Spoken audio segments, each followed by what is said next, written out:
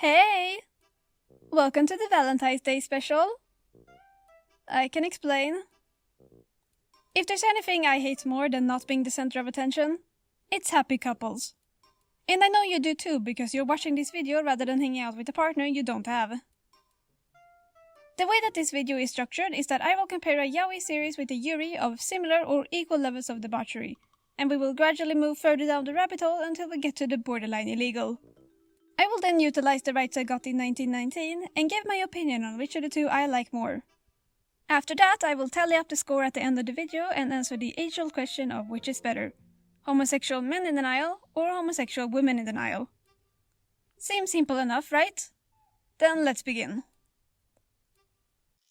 Actually, before we begin, I have to mention that this video will contain a lot of triggering topics, so viewer discretion is advised. There will also be some spoilers for most but not all shows, obviously.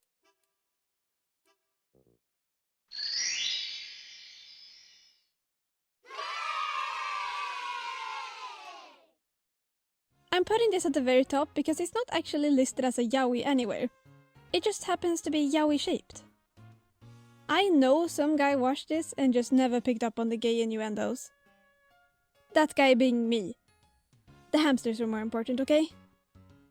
The story follows Yuri Katsuki, an ice skater representing Japan in an international ice skating championship.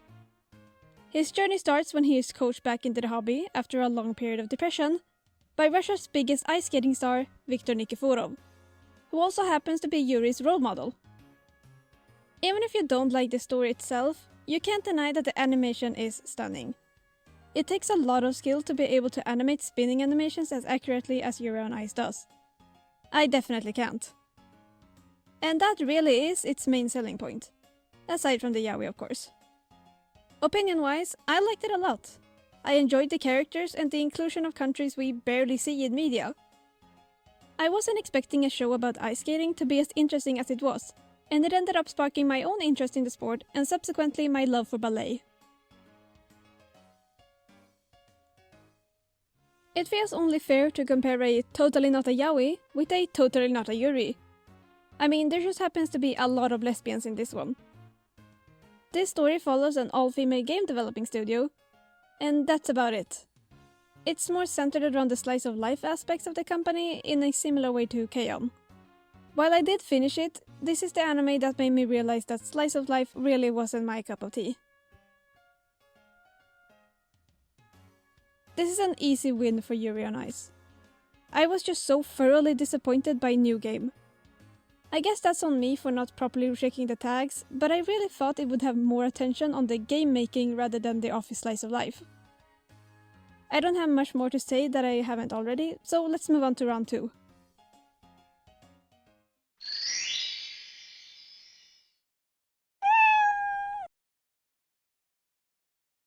This is absolutely one of the best animated movies I've seen so far. For once, a story where the main characters aren't in complete denial that they're gay or that they're into each other. This story follows Shun and Miyu, two guys who have fallen in love. Really, that's the best way I can describe it for you without spoiling everything. We get a good glimpse into who the characters are from the start. Shun is a hardworking and honest kind of guy, while Miyu is more reclusive and introverted. But after Miyu comes back from the orphanage, they've almost completely switched roles. Shun is still hardworking, but has also become more reclusive, while Miyu has become a lot more extroverted and straightforward. Although I guess in this situation neither would be straightforward, huh? They're equals, essentially. And you know what? Anytime a yaoi doesn't involve a giant muscly guy with a twink, I'll take. Either way, go and watch it. This one doesn't have an anime adaptation by what I can find, so I'm simply using the completed collection of the manga I have as B-roll. This is actually my brother's favorite manga, so he demanded that I read it. And I'll say that this is a classic in the Yuri genre. It's a very simple story about two girls falling in love and becoming, well, girlfriends. It's definitely not packed with action or drama the way some stories may be, but it's a very wholesome story nevertheless. And after reading it myself, I definitely understand why my brother likes it so much. I will say that it did feel very slow to read through. I would sit down and read a couple of chapters and then look at how much I have left and think, dear God, I'm not even a fifth of the way through. And a lot of the relationship stuff happens at the latter end of the series, which obviously makes sense since the relationship is the end goal, but that also means that there's not a lot of room for all the lovey-dovey stuff. I mean, I sorta expected a manga called Girlfriends to be about girlfriends, not girlfriends. The author does respect your time though by not throwing in needless love triangles or drama. It's just a story about two girls falling in love, and that's enough to keep you engaged throughout the entire manga. I really set up a difficult comparison. I like both in their own ways. But this time I'll give the win to Stranger by the Shore. For one reason. I was not a particular fan of Mari. She felt overbearing or over-emotional, leading to her almost purposefully misunderstanding situations and words, and instead of asking for clarifications, she just internalizes it. I'm not a big fan of characters like that. Stranger by the Shore doesn't really have this problem, since both characters are very clear about what they want from each other, and that's a nice breath of fresh air. It probably also has to do with the pacing. The movie is only about an hour long, so there's not a lot of time for needless bickering. You're definitely not finishing Girlfriends in an hour.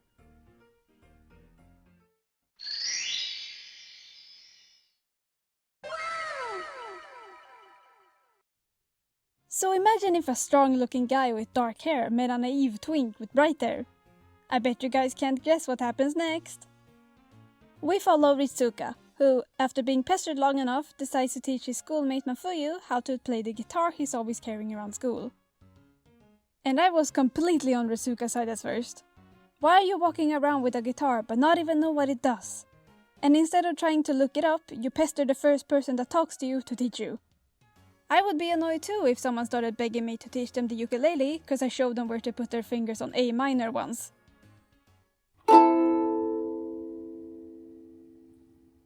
While I don't think that this is a stupid premise for a romance, united by music and all that, I think it had one of the dumbest openings I've seen, and that knocks it down a lot. And I could not understand Mafuyu's whole problem. His past partner killed himself after they had what the show describes as a minuscule squabble that everyone has, and he feels guilty for it. So far, I get it. But then there's no explanation as to why his partner would kill himself in the first place, since he's never shown to be depressed or suicidal.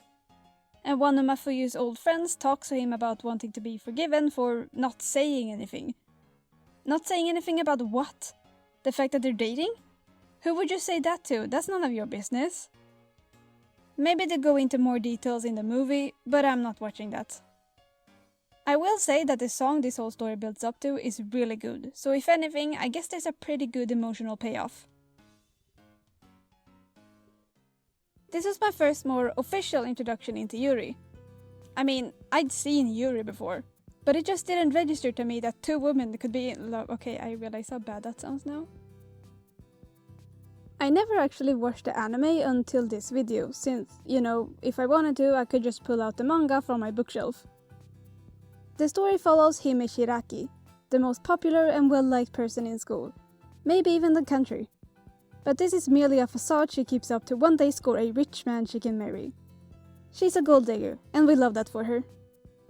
But after accidentally bumping into a girl named Mai, causing her to fall and break her arm, Hime is forced into working at the role-playing cafe to make up for all the hours Mai can't work while her arm is healing.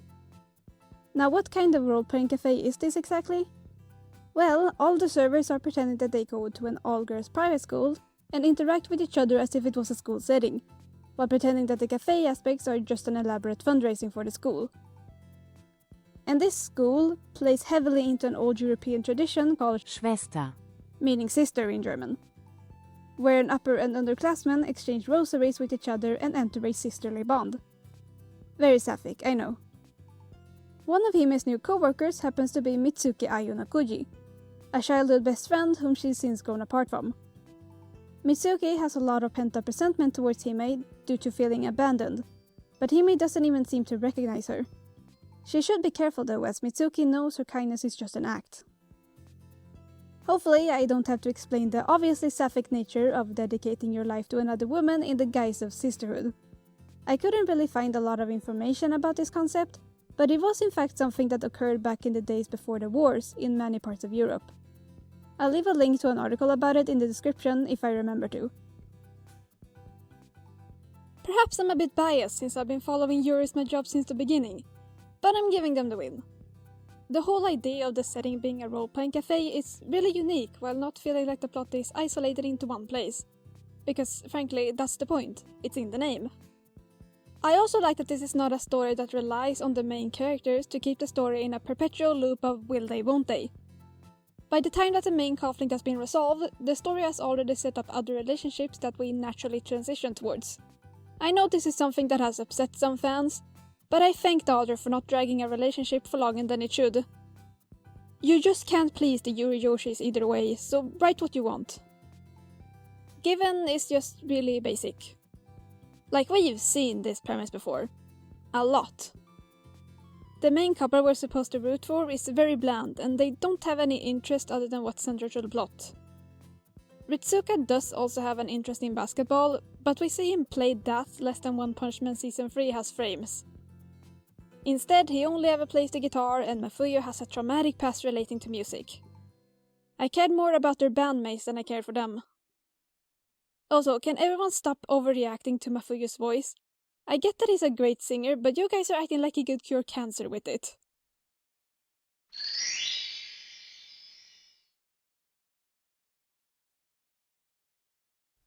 So this series is very unique in the fact that it doesn't feature any dialogue. It's a story told through visuals and music alone. We begin with Akira, an average office worker who is tired of life's monotony. One day, when trying to jump in front of a train, he's stopped by Hikari, who just like him is an ordinary guy. They exchange information and start spending time together. Suddenly, Akira's life is filled with the sort of whimsy and energy he was missing, the world being full of color and light when Hikari entered it. I won't go over everything since it's a very short story and I 100% think it's worth watching. Telling a story without dialogue is definitely very risky, since we rely on it to understand what's happening. But it also serves for a more powerful form of storytelling if you're still able to convey what's happening without it, and I think that this story does it well. Perhaps I cried a bit at the end of this, and maybe you will too, who knows? So you know how Yaoi vs. My Job is a roleplay on the tradition of Schwester. Maria Watches Over Us is that without the roleplay, and they use the French terms instead. Our story follows Yumi Fujisawa, a first year at the Catholic all-girls school Lillian Academy. After being approached by an upperclassman named Sachiko, she's roped into becoming her Sœur. which is French for sister. But Yumi can't decide on whether or not she should accept this offer so quickly, so the other members of the student council set Sachiko up for a test. If she is successful in making Yumi her Sœur. then she doesn't have to play the lead role in the upcoming play, something that would be beneficial to Sachiko since she is afraid of men. However, if Sachiko does drop out of the role, Yumi will have to fill in instead. This anime has elements from stuff that I already love. It obviously has the same sisterhood theme that Yaoi vs. My Job has, but it also has a lot of elements from my favorite anime of all, Saint Tail, with the Christian setting and art style used. The series has multiple seasons, but for the sake of time, I only watched one. I still really recommend it though if you're looking for something more wholesome in this vein. You know, I really shouldn't have watched all of these at random, because now it feels almost insensitive to lump in Hikari with all these other stories that are generally just garbage. Maria Watches Over Us is really good, but please watch the absolute masterpiece of storytelling that is Hikari Be My Light.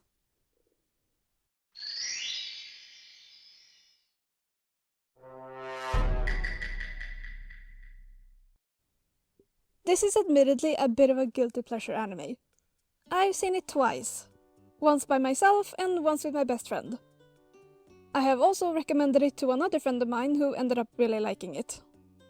This story follows Izumi and Ryoma, who used to know each other as kids when they participated in a wedding commercial. The company that made the commercial is now celebrating their 10-year anniversary and wants the same child actors to play as grown-ups. One problem, however, Izumi is a guy and Ryoma doesn't know that. Hijinks ensue. I like that both characters have more of an established personality rather than just being yaoi stereotypes. I mean, don't get me wrong, these are the most stereotypical yaoi designs ever, but they have interests. Ryoma has fought extremely hard to get his foot in the door of the entertainment industry and has become very cynical because of the amount of abuse he's faced. But Izumi isn't interested in the acting business at all and has his own personal goals of becoming a manga artist. Basically, I like that the story isn't so heavily centered around the main characters doing nothing but refining their acting skills, but rather that acting is just how we unite them, for better or for worse. Also, the OVA is just about the two of them having bad sex, so you know I'm recommending absolute cinema here. Look, I've let this section drag on for a bit too long. I should not be giving this many compliments to the straightest yaoi ever. From the same publisher that brought you Yuri Is My Job, I introduced Citrus, a love story between two stepsisters who... okay, sorry, I feel like I just lost your attention. Did I say something wrong? Huh? No, don't get the wrong idea here. I'm not into this stuff. I watched this for research purposes only. Yuzu is transferring to an all-girls school after her mom suddenly remarried. Not understanding the rules of the school, she very quickly gets into trouble with the student council, led by Mei Aihara. That's not the worst of her troubles though, as it turns out that Yuzu's mom married Mei's dad. Hijinks ensue. On a rewatch, I definitely think this story is way weirder than I remember. For example, how did Yuzu's mom remarry without either of the sisters having met the dad nor each other? You'd think they've met at the wedding unless the marriage was very sudden. Also, how did their mom even meet their dad if he's always traveling? I'd hate to give another win to Yaoi, but I can't help it. If Citrus wasn't so centered around incest, I probably would have given them the win, but I can't in good conscience do that this time. Wow, this whole pretending to have a good moral compass shit is so easy. How do people get caught lying?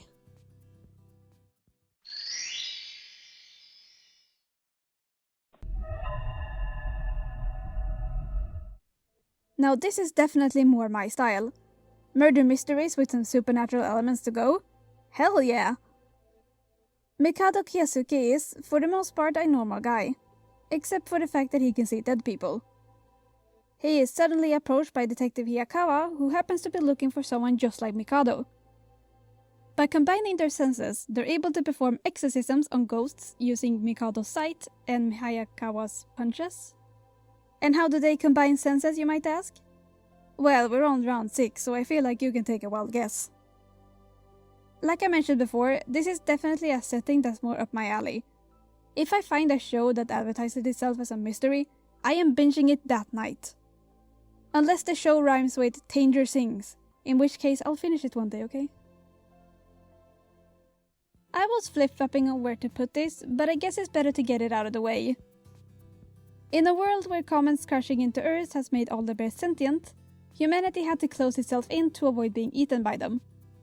But that doesn't stop the bears from simply adopting a human disguise and infiltrating society, such as an all-girls academy where the students are especially trained to kill bears. Now these two bears, Ginku and Lulu, specifically want to eat Kureha. Or they want to eat her love, or they just want to be in a relationship with her. I'm not entirely sure what they want. But they routinely eat her nectar in scenes that can best describe that magical transformations. Kureha basically has a harem of bears around her, but she doesn't realize it, because she would try to kill them if she knew. Night Beyond the Tri-Cornered Window wins. I don't feel like I have to explain why.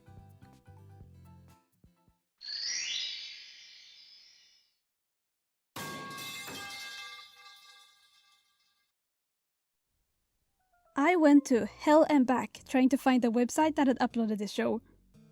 The animated adaptation was a direct-to-DVD release, so it was harder than you think. I eventually found it on the Internet Archives of all places, and thank God I can read Spanish. My Mexican friend is gonna be very proud of how I use her teachings. So about the show itself. It's about a photography club that also secretly engages in a lot of sexual debauchery. Like a lot. I cannot show you anything on screen if I really wanted to. Luckily for you, I don't want to.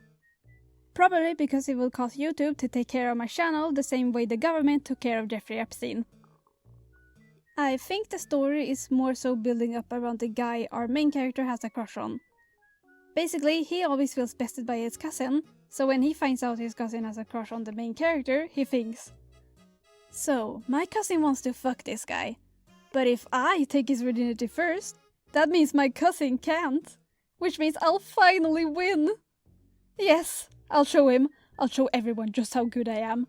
I'll show them how wrong they were to doubt me.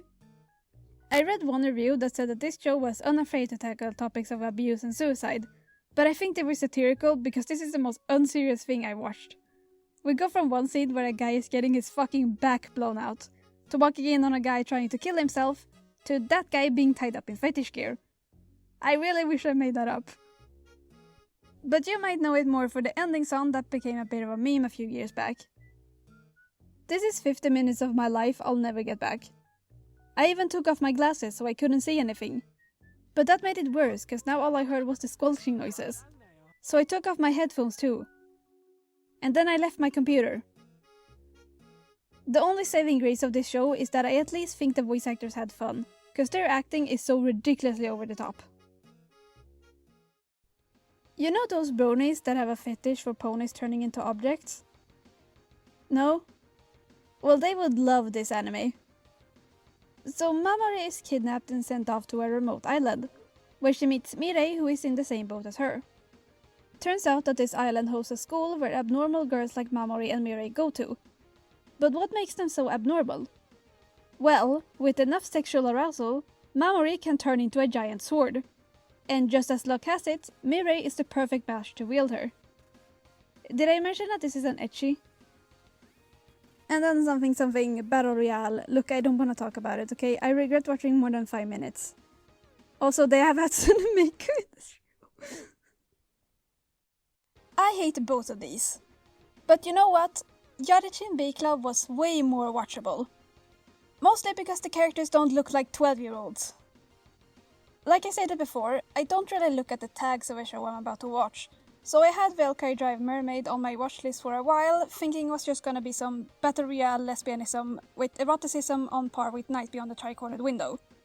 Which is to say, way tamer than it actually is.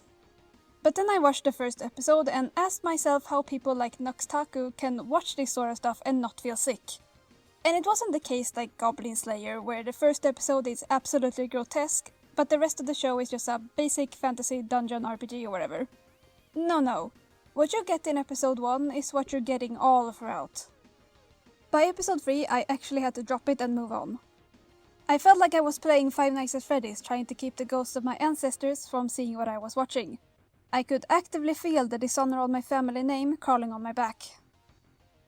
I'm still including this in the video, however, because if I can get one less person to watch this, then that's great. Don't listen to the online forums that tell you that this isn't that bad, because I felt like I was being gaslit reading the Wikipedia page.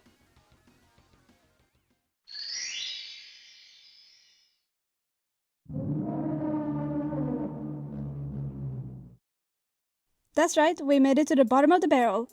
Or at least as far down the barrel as I am willing to dig. Hope it was worth it. It feels almost a bit disrespectful to call this a yaoi, due to all the heavy themes in this one.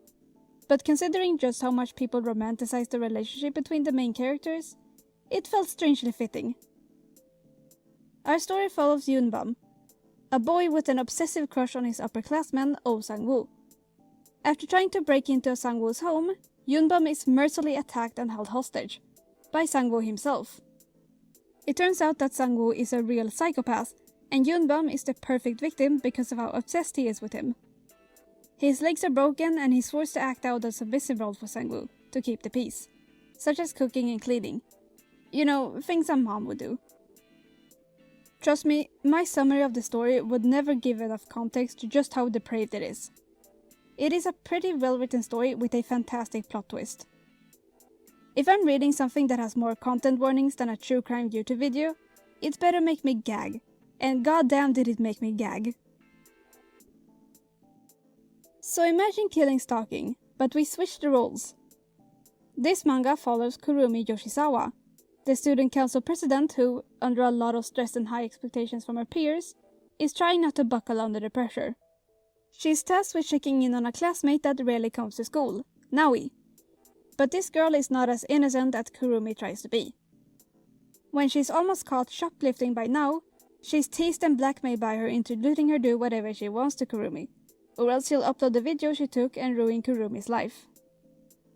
The horror aspects of this manga tapers off a bit after a few chapters and starts focusing more on the character's trauma. I don't mind it, but psychological horror is my favorite horror genre, so obviously I'm gonna be more invested when the characters start crashing out. Like, I'm almost disappointed that my toxic Yuri isn't toxic enough. But I can't read Japanese, so I'm probably missing out on a lot of important context. This is a difficult one. Both are good, but I think Killing Stalking might take the win with a very tight margin. It has the benefit of being a completed story, while Destroy It All doesn't even have all available chapters translated to English. But I also think it wins on tension. I do like that Destroy It All involves a lot of characters, while still making the main characters feel isolated. It gives an idea on how manipulated people can be under the surface, that abusive people don't just pick people off the streets. But the atmosphere doesn't feel as tense as literally being isolated and only allowed to communicate with your abuser, lest you be murdered by them and have your body hidden in the walls or something. So it's time to summarize the score and establish a winning genre. The Yuri category won a total of 2 times, meaning the Yaoi category takes the win with a huge margin of 7 points. Let's all give a round of applause to Donald Trump and Bill Clinton for inventing the genre that would define teenage women in unpredictable ways. Please note that this is just my opinion. Yes, my opinion is objective fact, but just like flat earthers, you're free to disagree. Hopefully this video has given you some decent recommendations. And unrecommendations. Even though I know that the people attracted to this video are going to be the ones that have already watched all of these. My next video is a pretty big project, so I'm gonna take some time to work on it. I finally started a real job, not like you guys would understand, which leaves me with less time to work on it overall. Please spare me, my last video already killed me. While I do try to keep updates on my video progress on my community tab, my most active social media is my Instagram, where I post a bunch of art. With that being said, happy Valentine's Day, and I'll see you in a few months.